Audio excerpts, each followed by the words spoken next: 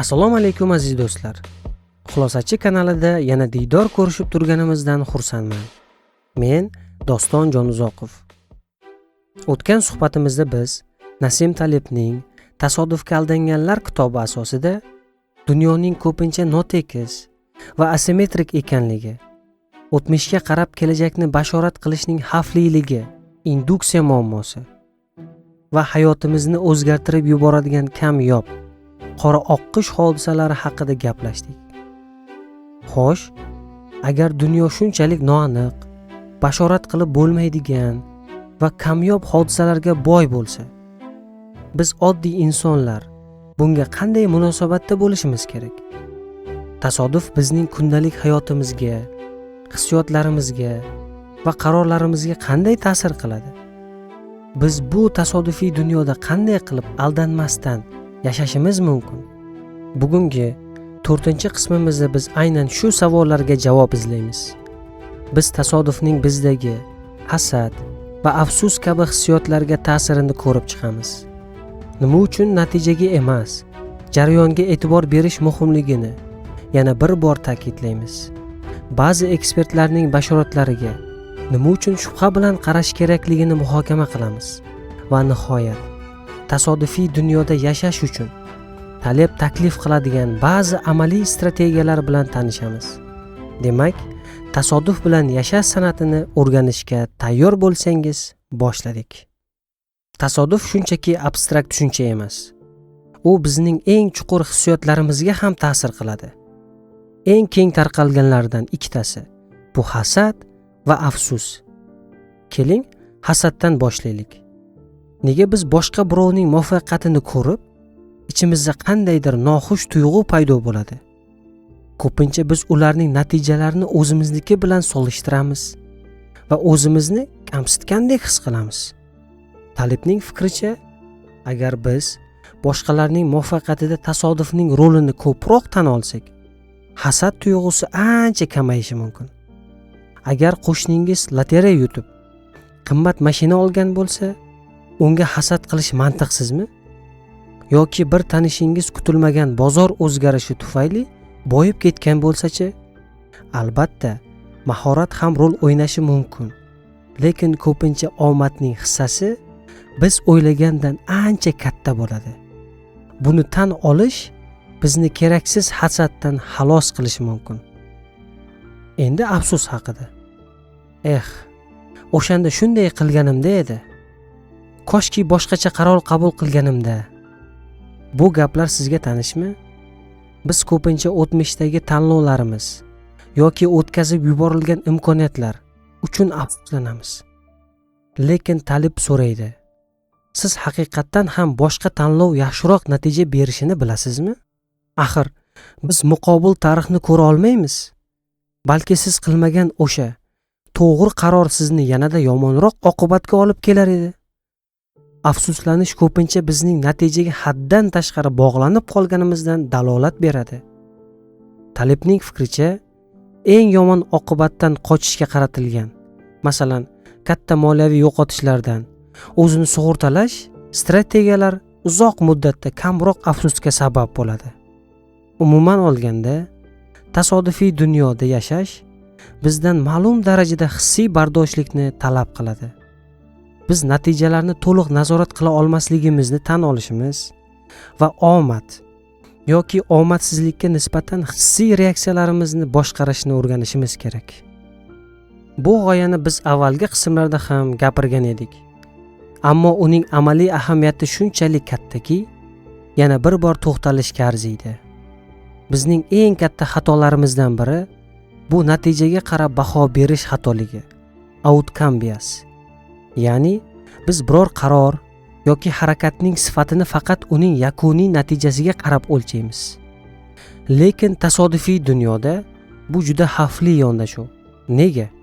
Chunki sifatli jarayon ham yomon natija berishi mumkin. Tasavvur qiling, tajribali jarroh barcha qoidalarga amal qilib, juda ehtiyotkorlik bilan operatsiya qildi.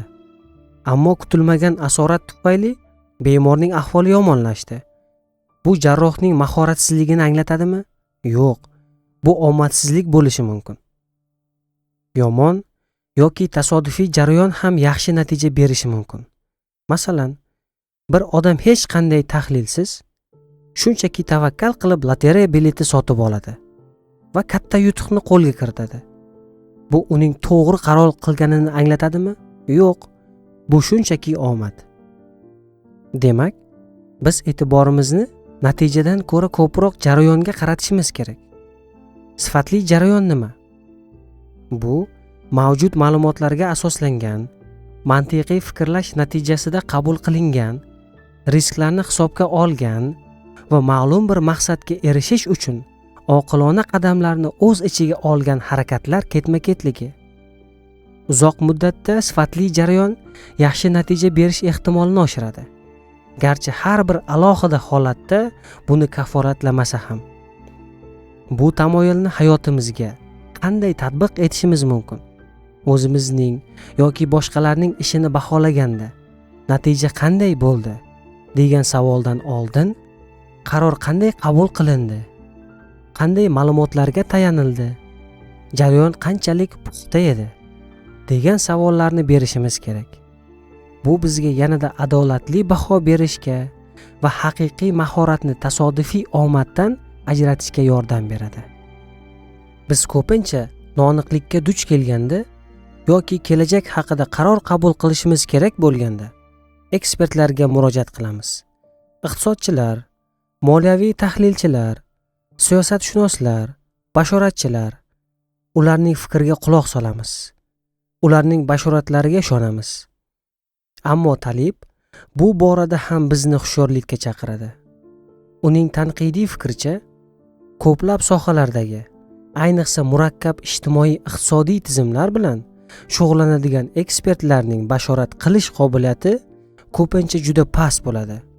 Ular ko'pincha tasodifning rolini yetarlicha hisobga olmaydilar.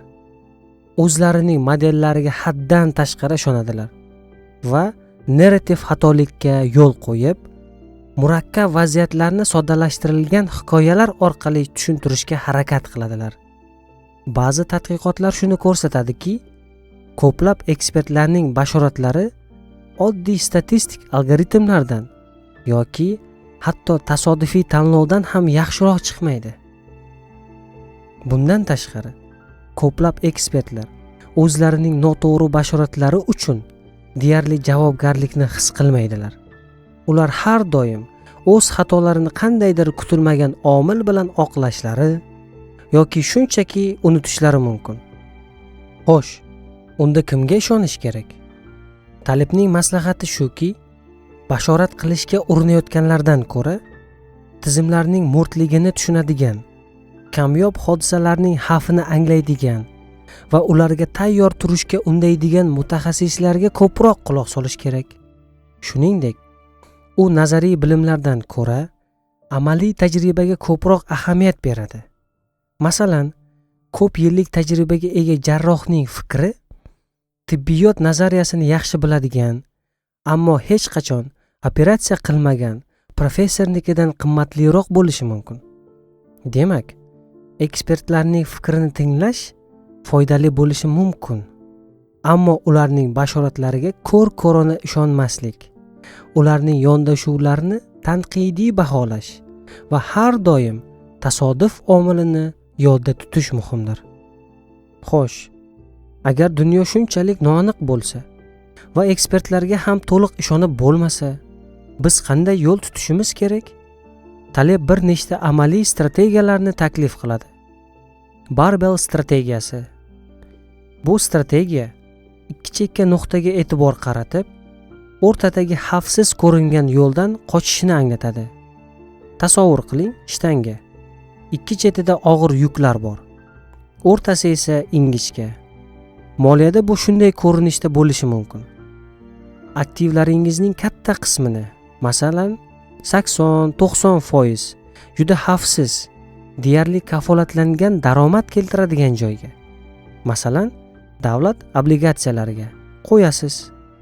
Qolgan kichik qismini, 10-20% ni esa juda yuqori riskli, ammo juda katta daromad keltirishi mumkin bo'lgan ijobiy, qora oqish imkoniyati bor joyga, masalan, yangi startaplar, venture fondlarga tikasiz. Siz o'rtacha riskli, o'rtacha daromadli aktivlardan qochasiz. Maqsad katta yo'qotishlardan maksimal darajada himoyalanish va shu bilan birga katta yutuq imkoniyatini saqlab qolish. Via negativa, salbiy yo'l. Bu g'oya shuni anglatadiki, ko'pincha nima qilish kerakligini bilishdan ko'ra, nima qilmaslik kerakligini bilish osonroq va samaraliroq. Ya'ni, muvaffaqiyatga erishish uchun qandaydir murakkab sirlarni izlashdan ko'ra, aniq xatolardan va zararli narsalardan qochish orqali yaxshiroq natijaga erishish mumkin. Masalan, sog'lom bo'lish uchun qanday super ovqat yeyishni o'ylashdan ko'ra, shakar, fast food kabi zararli narsalarni iste'mol qilmaslik muhimroq. Moliyada esa katta daromad keltiradigan keyingi zo'r aksiyani topishga urinishdan ko'ra, aniq moliyaviy xatolardan, haddan tashqari qarz olish, vahimaga tushib sotish, qochish foydaliroq bo'lishi mumkin. Mustahkamlik va mo'rtlikka qarshilik. Biz tasodifiy zarbalardan qo'rqmasdan, ularga bardosh bera oladigan, mustahkam yoki hatto ulardan foyda ko'radigan, kuchayadigan, ya'ni antifragile. Bu talabning keyingi kitobining asosiy g'oyasi. Tizimlar va strategiyalar qurishga intilishimiz kerak. Bu o'zgaruvchanlik va noaniqlikni dushman emas, balki tabiiy holat sifatida qabul qilishni anglatadi. Bu strategiyalar muvaffaqiyatni kafolatlamaydi, ammo ular bizga tasodifiy dunyoning kutilmagan zarbalariga yaxshiroq bardosh berishga va noaniqlik sharoitida oqilona harakat qilishga yordam berishi mumkin. Xulosa qiladigan bo'lsak, bugungi 4-suhbatimizda biz tasodif bilan yashashning amaliy va hissiy jihatlarini ko'rib chiqdik.